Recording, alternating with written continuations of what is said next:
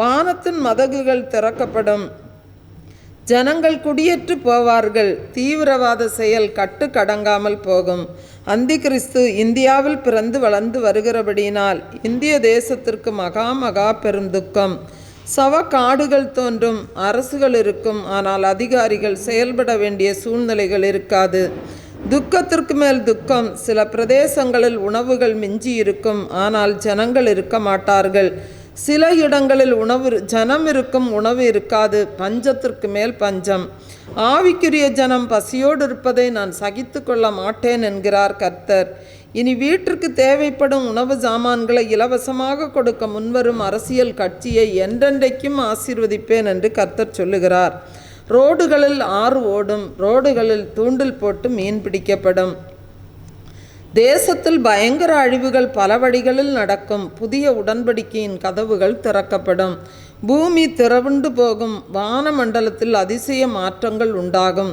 அதிசய கோள்கள் உண்டாகும். நட்சத்திரம் பூமியை நோக்கி வரும். அரசியலில் நம்ப முடியாத மாற்றங்கள் உண்டாகும். பிணங்களை ஆகாயத்து பறவைகள் தின்னும். எடுத்து புதைக்க அரசாங்கமே வராது. அப்பேற்பட்ட இயற்கை பேரழிவுகளை கர்த்தர் கட்டளையிட்டார். ஜலப்பிரளயம் வந்து அனைவரையும் வாரிக்கொண்டு போகும். நிலநடுக்கமும் வரும். நீர்த்தேக்க அழிவுகள் வரும்.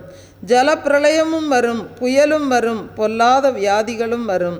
பாலும் தேனுமல்ல, இனி பஞ்சமும் பட்டினியும் தான் தேசத்தில் வரும். கொள்ளை நோய்களும் கொடுமைகளும் நடக்கும். கர்த்தர் பிஞ்சுகளையும் சேர்த்தே அழிக்கிறார். அழித்து தன் புதிய உடன்படிக்கையை கர்த்தர் நிறைவேற்றுகிறார். பாவத்தை குறித்துள்ள ஊழியம் தேசத்தில் விதைப்பது குறைவு, ஆசீர்வாதத்தை குறித்துள்ள ஊழியம் அதிகம் என்கிறார். வருகையை குறித்துள்ள ஊழியம் மிக குறைவு என்று குமுறுகிறார். கடையோர பிரதேசத்திற்கு மகா பேரழிவு. ஜனங்கள் பெருமளவு அழிந்து போவார்கள் ஜலத்தால். உலகிலேயே இப்படி ஒரு அழிவா என கேட்கும்படி தேசம் பாழாய்ப்போகும். மரங்கள் வேரோடு பிடுங்கப்படும். நோவா காலத்து அழிவுகளுக்கு ஒப்பான பேரழிவு. அதே 40 நாட்கள் ஜலம் வற்றி போகாது. கல் மழையினாலும் கர்த்தர் வாதிப்பார். கொடூரமான செயல்களால் அரசு இயந்திரம் முடங்கி போகும். சோதோமுக்கு நெருப்பால் அழிவு. இந்த தேசத்திற்கு ஜலத்தாலும் நிலநடுக்கத்தாலும் கடுமழையாலும் புயலாலும் பயங்கர அழிவு. மனித நடமாட்டமே இருக்காது. மறுபடியும் செப்பனிடப்படாதபடிக்கு இடித்து போடுவார். இனி அந்தி கிறிஸ்துவின் தாக்கத்தால் சபைகள் இடிக்கப்படும். துன்மார்க்கர்கள் எழும்புவார்கள். வசனத்திற்கு பஞ்சம் உண்டாகும். அந்தி கிறிஸ்துவின் அக்கிரமங்கள் அதிகமாகும். உங்கள் ஊரை நீங்களே போட்டோ பிடித்து வையுங்கள். அழிவுக்கு பின் பார்க்க பிரயோஜனப்படும். இந்த தேசம் 200 ஆண்டுகளுக்கு முன்புள்ள நிலை ஏற்படும். ஆளரவமற்ற தேசமாகும். மிஞ்சி இருக்கிற கொஞ்சம் ஜனம் ஏன் தான் வாழ்கிறோம் என்று சொல்லி தவிக்கிற அங்கலாய்க்கிற காலம் இதோ சமீபமாகும். சில பகுதிகளில் பிணங்கள் மீன்கள் போல் நெல்மணிகள் போல் கிடக்கும். குடும்ப கட்டுப்பாடு ஒழிந்து போகும். எங்கும் விபச்சாரம் வெளிப்படும். ஜாதிகள் அற்றுப்போகும். மதங்கள் ஒழியும். ஒரு ஆணுக்கு அநேகம் பெண்கள் மனைவியாய் இருப்பார்கள் என்பதை விட ஒரு பெண் அநேக புருஷர்களை வைத்து கொள்வாள். இனி அறுவடைதான், விதைக்க நேரமில்லை. ஒரே ஆட்சி உண்டாகும். சகல ஜாதிகளுக்கும் நானே தேவன் என்று காண்பிப்பேன். இனி எந்நாளும் அழுகைதான். தேசத்தின் கொடிகள் அடிக்கடி அரை கம்பத்தில் பறக்கும். பெருமைக்குரிய ஊழியக்காரர்கள் காணாமல் போவார்கள். பெருமையுள்ள 12 தேசங்கள் விழும். விழுந்திருந்த 12 தேசங்கள் எழும். விற்றலும் கொள்ளலும் நடக்கும். அழிவுகள் குறித்து சகல ஜாதிகளுக்கும் சொப்பனங்களாலும் தரிசனங்களாலும் அறிவிப்பேன். இனி காலமில்லை. உலக திருச்சபை குமரியில் கட்டுவேன். புதிய எருசலேம் குமரி மாவட்டத்தில் உண்டாகும். இனி நான் வந்து வாசம் செய்வேன். நான் அநேகருடைய பந்தியில் அமர்ந்து போஜனம் பண்ணுவேன். சூரியன் சந்திரன் ஒழிந்து போகும். வால் நட்சத்திரம் தோன்றும். பெண்ணினம் பலுகி பெருகும். ஆணினம் முற்றிலும் குறைந்து போகும். திருமண பந்தங்கள் ஒழிந்து போகும். சட்டத்தின் கொடுமைகள் உண்டாகும். கர்த்தரின் ஜனம் சிறைபிடிக்கப்படும். நிலைநிற்கிறவனுக்காக கர்த்தர் யுத்தம் செய்வார். தீவுகள் காணாமல் போகும். வரைபடங்கள் சுருங்கி போகும். மதுரைக்கும் திருச்சிக்கும் நிலநடுக்கம் உண்டாகும். தேசத்தை இஸ்மவேல் ஆளுவான். அதாவது இந்தியாவை முஸ்லீம் ஒருவன் ஆளுகைக்கு கொண்டு வருவான். இது நடக்கும். இது அதிர்ச்சியாயிருக்கும் உங்களுக்கு. இந்தியாவிலே இவன் கொடி பறக்கும். இவன்தான் 666. இந்தியாவில் யுத்தம் உண்டாகும் என்பது நிச்சயம். சென்னை ஒழியும். ஜலத்தால் மூழ்கும். இலங்கை சமுத்திரத்தால் மூழ்கும். கடற்கரை ஜனங்களுக்கு ஐயோ. புதிய சென்னை உருவாகும். கோவை குலுங்கும். விக்கிரகங்கள் பூமியில் புதையுண்டு போகும்.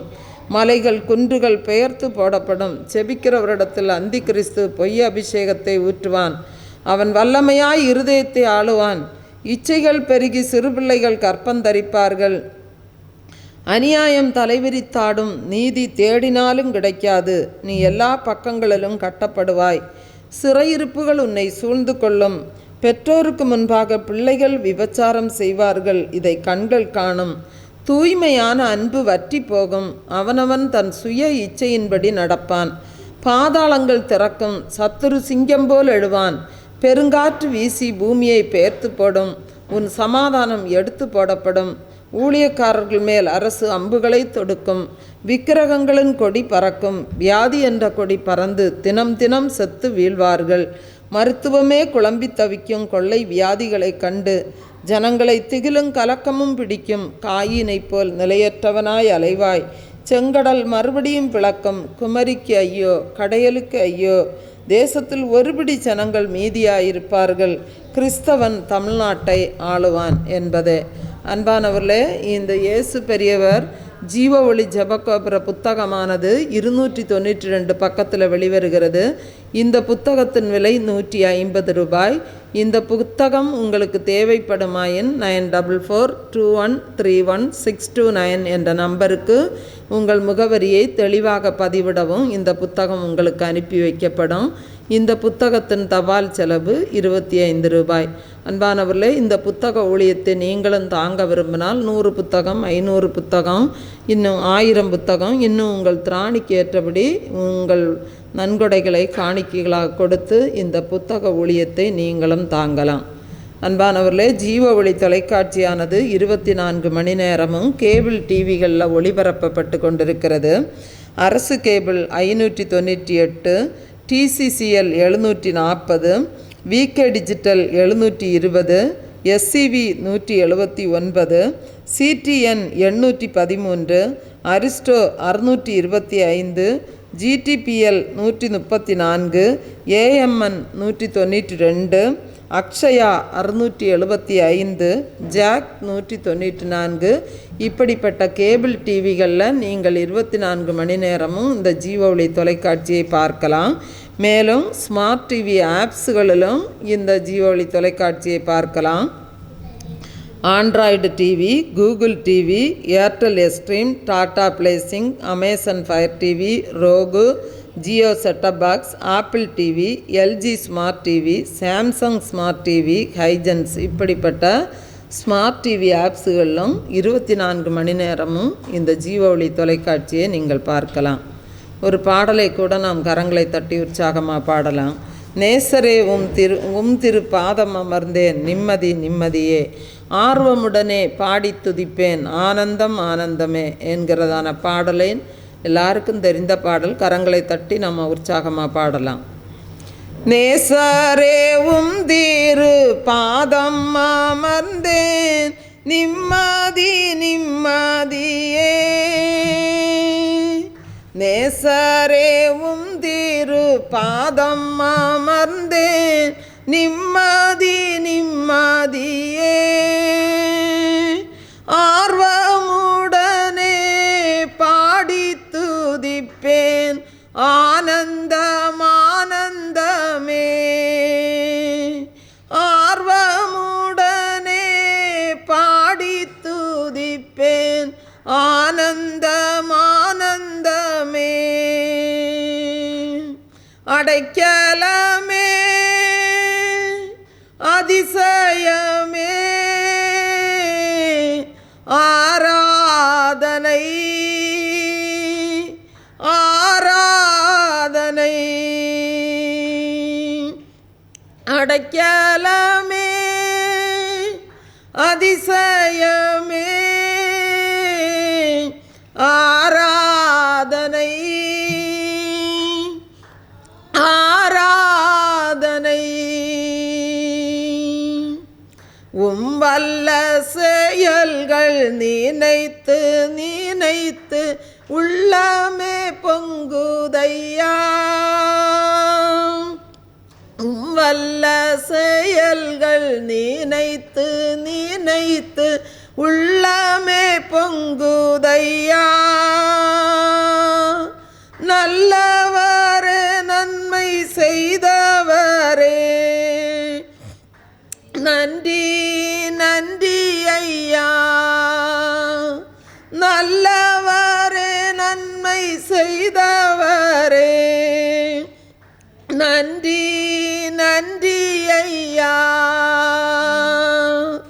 நல்லவரே வல்லவரே ஆராதனை ஆராதனை. வல்லவரே நல்லவரே ஆராதனை ஆராதனை. பலியான செம்மறி பாவங்களெல்லாம் சுமந்து தீர்த்தவரே. பலியான செம்மறி பாவங்களெல்லாம் சுமந்து தீர்த்தவரே. பரிசுத்த இரத்தம் எனக்காக அல்ல, பாக்கியம் பாக்கியமே. பரிசுத்த இரத்தம் எனக்காக அல்ல, பாக்கியம் பாக்கியமே. பரிசுத்தரே படைத்தவரே ஆராதனை ஆராதனை. பரிசுத்தரே படைத்தவரே ஆராதனை ஆராதனை. எத்தனை இன்னல்கள் என் வாழ்வில் வந்தாலும் உம்மை பிரியேனையா. எத்தனை இன்னல்கள் என் வாழ்வில் வந்தாலும் உம்மை பிரியேனையா. இரத்தமே சிந்தி சாட்சியாய் வாழ்வேன், நிச்சயம் நிச்சயமே. இரத்தமே சிந்தி சாட்சியாய் வாழ்வேன், நிச்சயம் நிச்சயமே. இரட்சகரே இயேசுநாதா ஆராதனை ஆராதனை. இரட்சகரே இயேசுநாதா ஆராதனை ஆராதனை. நேசரே உந்திரு பாதம் அமர்ந்தேன், நிம்மதி நிம்மதியே. நேசரே உந்திரு பாதம் அமர்ந்தேன், நிம்மதி நிம்மதியே. ஆர்வமுடனே பாடி துதிப்பேன், ஆனந்தம் ஆனந்தமே. ஆர்வமுடனே பாடி துதிப்பேன், ஆனந்தம் ஆனந்தமே.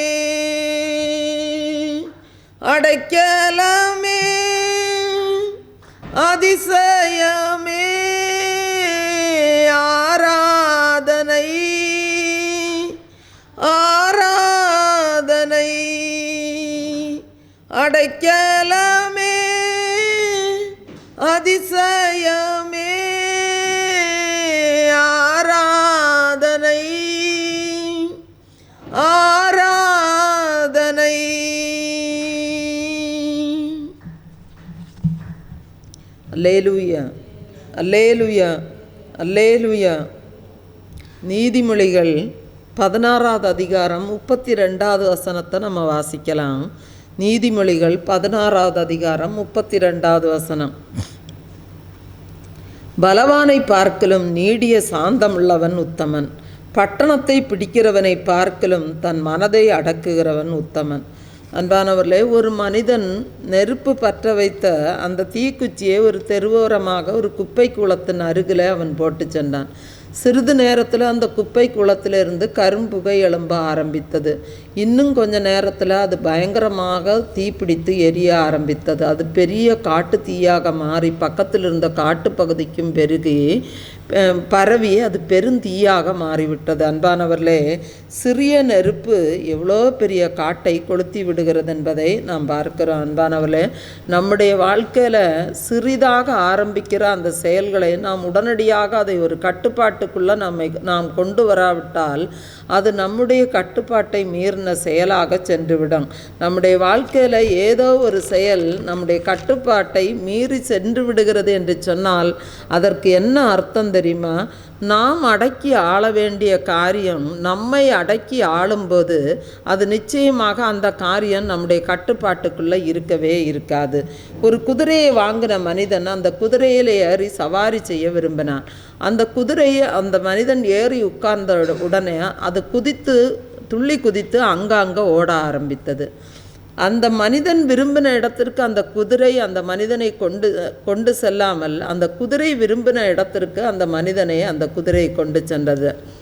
அதனால் தானும் குதிரையை வாங்கின உடனே அது மனிதனுக்கு கட்டுப்படும்படிக்கு அதனுடைய வாயில் நாம் கடிவாளம் போட்டு அதனுடைய முழு உடலையும் நமக்கு கட்டுப்படும்படி அதை நாம் திசை திருப்பி நடத்துகிறோம்.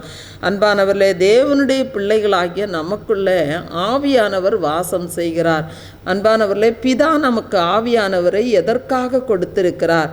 அவர் எப்பொழுதும் அவர் நம்மோடு கூடவே இருந்து